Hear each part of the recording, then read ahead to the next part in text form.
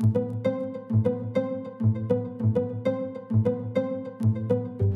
know, let's get some destroyer action on. Grab the gearing itself. Check I've got the fun torpedoes loaded. Also check for burnination on the guns. And of course, cheaper repairs and a bit of extra XP from being the contributor. Right. Also note the 3rd anniversary flag. Yay! And of course the US Navy cruiser flag, which is not really appropriate in this situation, so we'll pull up the First League flag instead. Right. Camo is loaded. Torpedoes are checked and Mark 16 Mod 1, so those are the Fletcher torps. Well, they do they don't even do that much more. They do higher DPM, but you trade a lot of range for them. I'm gonna load the Mark 17s for a moment, just in case I have to deal with a radar boat. Blame Ranger? Maybe. Alright. Let's see what happens. Bottom of rank 11, fighting to stay in rank 11. You know, this evening I was hoping maybe I could scrape to rank 9. At present I'll be happy just to break even on the evening. Got about 40-50 minutes left, really. Okay. Ranger becoming what Billy is for Jingles? Maybe. Okay, Shima and Kebab. No radar cruiser, but 2 rather vicious hydro cruisers instead, so that's going to be ugly. And it's hotspot again. Okay, straight into point A, and then dash down to point B, dump torpedoes into the BC alleyway just to dissuade everybody, and then we'll have to have a think about the Kebab. Unfortunately, I am the slowest destroyer going. I'm not quite the stealthiest. The Shimas have that by about 300 meters, but of course I do outgun them at close range, so we'll see how this goes.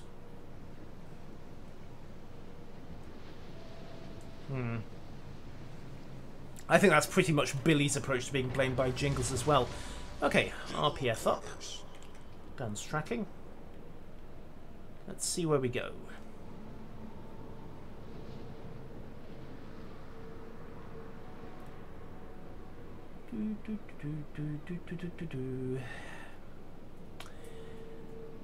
And 1DD at sea. Well, that... honestly, it could well be both of us. Because if the Shimakaze goes solo, it's going to be awkward, to put it mildly.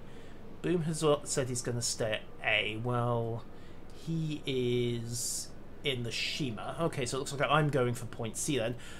Okay, well, true. I don't hate you that much.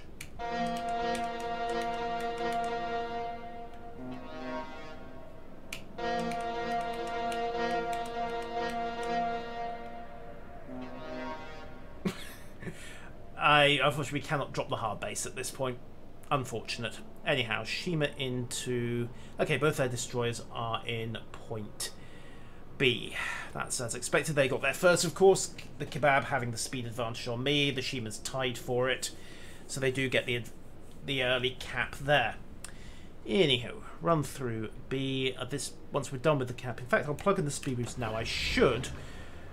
yeah, we'll finish the cap before I finish that. Oh, that's interesting. One of the destroyers backed out of B.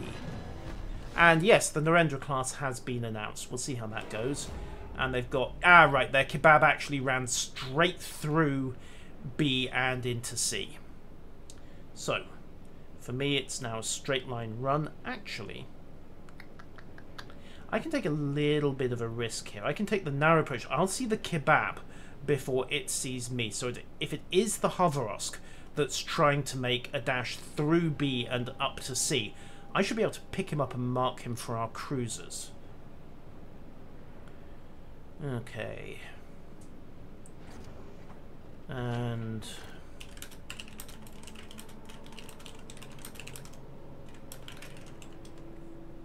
just communicate as well. So it looks like we're seeing the usual split approach, and I am going to be close range with a Havorosk.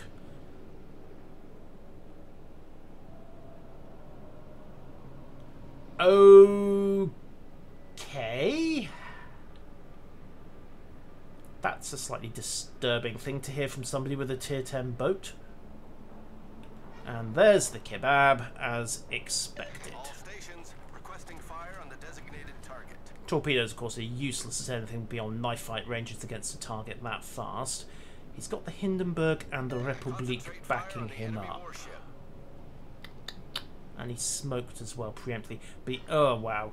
He's got the Zhao, he's got the Hindenburg. He's got a wargaming employee backing him up over there. Rigged! Okay, 6.7, 6.6. I need 2. Tuck in behind this guy. I actually need to slow down a little. I don't want to trip him. Okay, block the cap. Engine boost deactivated. Let him skid behind, because I do not want him able to get support fire from his cruisers when I engage. So, turn out, guns on, Shimakaze is down. Should be able to acquire the... Ooh, clever, clever, clever. Should be able to reacquire him when he clears this. And if we can play chasey, chasey, catchy, catchy, I can hopefully delay him while the rest of his fleet closes in. But ultimately, I'm either going to have to murder him fast, or I'm going to have to run from an angry cruiser. Really, I need the other guys to basically kill that Kurfürst and kill that Hindenburg so we can put the pressure on to B. Because at the moment, all I am is a distraction, and a rather vulnerable one at that. So, come on, Kebab. Where did you go? Flak is off. No risk of that spotter catching me.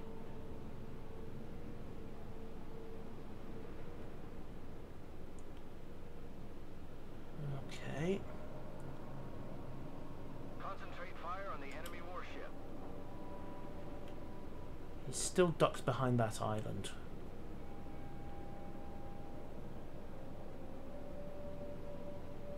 And there's the engagement mark. Just got a little brief glimpse of him. So we'll put one down. And commence torpedo, commence gunnery. And immediately smoke out as all his cruiser buddies decide to get involved as well. As expected, air detection unfortunately still has me locked, but that should stop briefly. There we go. Torpedoes are running, but the Kebab is now going to be in a position to make that cap unopposed. I need to get off this island before I ground myself. And at this point we are playing a delaying action. So, dump my... Well, I wasn't actually expecting to hit anything, so that's a welcome surprise. Dump a second torpedo down to discourage any pursuit. 90 seconds on the first salvo. Time to break away and keep the enemy busy. Okay, Hindenburg is now in the cap circle. So they're delayed again, but their Zhao and their Hindenburg are engaged as well. So this is not a fight in our favour. They've also got the Republik as fire support, of course. So really at this point, Tefl and I need to be... Honestly, I'm surprised Tefl even engaged at this point, because this was not a good fight and it's distracted too much fire away from point B. So I am going to have to try it to slip away. Ooh. Okay, that was unexpected. I was expecting maybe to clip one careless cruiser. I wasn't expecting 2 hits off that. And we managed to reset the cap, so huzzah for that. That's bought some more time. Okay. Hindy's blocking. Keep them blocked. Going to flank.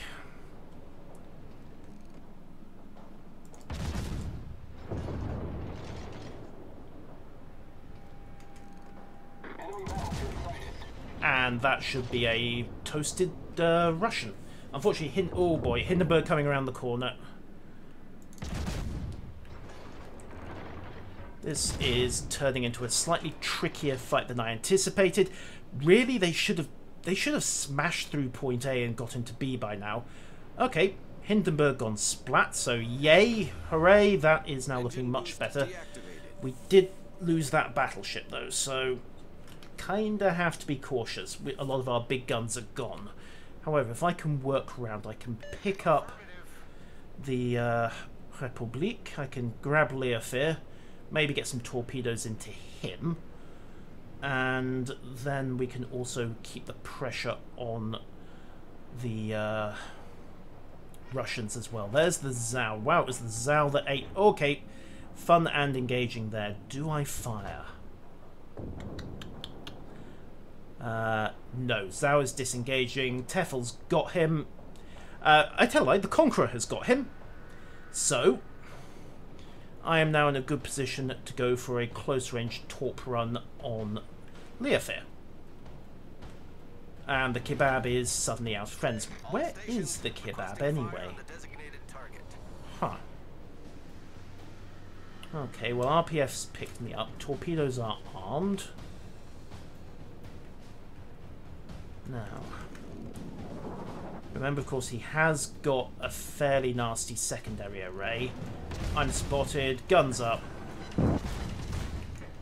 Okay, he is committing. Okay, torpedoes running 1 and 2. He will go for a defensive break and try to turn in. I am taking a hilarious risk here, but he's on fire. Torpedoes are slamming in. And he's gone. And if I'm kicked out of the CC program tomorrow morning, you all know why. So, one Kebab going close with the Hindenburg and the Conqueror. I think we know how that's probably going to end. Tefel there making a very solid job of what I thought was a losing situation to start with. So, grats to him for turning it round. Let's just keep some suppressive fire on him. Unfortunately, I think his luck might be about to end. That's a lot of fish. Yeah. On the bright side, did just catch the Kebab, so...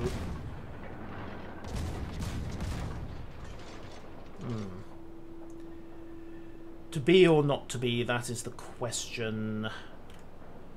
Whether 'tis noble in the mind to murder the Russian cruiser, or go in and get the curryverse and the control point instead. I think the Kebab has to go, because left to its own devices, he is going to have a field day with a battleship. So, of course, the Konkek might decide just to murder him instead, but that's the way things going.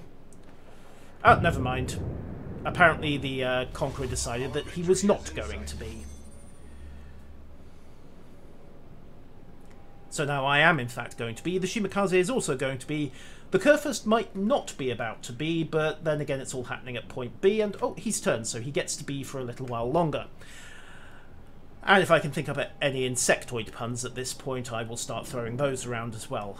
I'm sorry, it's just too good a joke to waste. Guns on. Oh dear, Sukkah indeed. Well, you did not rash B, comrade. Well, I tell you, you did rash B, but rashing C did not work out too well for you either. Right, guns up.